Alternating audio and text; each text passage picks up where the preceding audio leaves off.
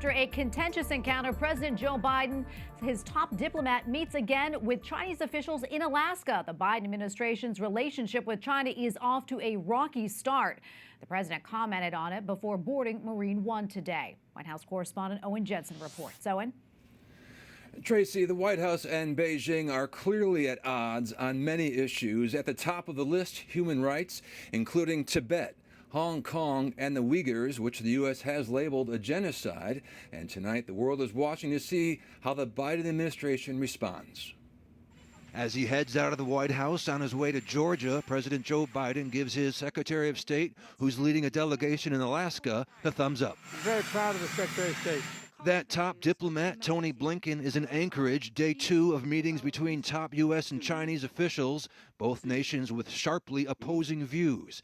The U.S. saying China has undertaken an assault on basic values, while China accuses Washington of hypocrisy and says the U.S. has its own human rights problems. We believe that it is important for the United States to change its own image. Meanwhile, in Atlanta, President Joe Biden and Vice President Kamala Harris visit the Centers for Disease Control and Prevention. There is nothing we cannot do when we do it together. The CDC just announced kids in classrooms don't have to be 6 feet apart anymore. 3 feet is fine. Earlier, the COVID-19 response team held a virtual meeting.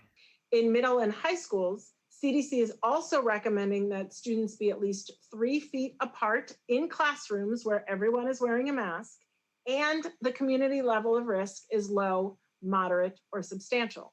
The 3-foot rule should make it easier to get kids back behind their desks. We have frequently said CDC believes schools should be the last place to close and the first place to open. And while in Atlanta, President Biden and Vice President Harris consoled the Asian American community, where just days ago a gunman killed 8 people, most of them Asian American women.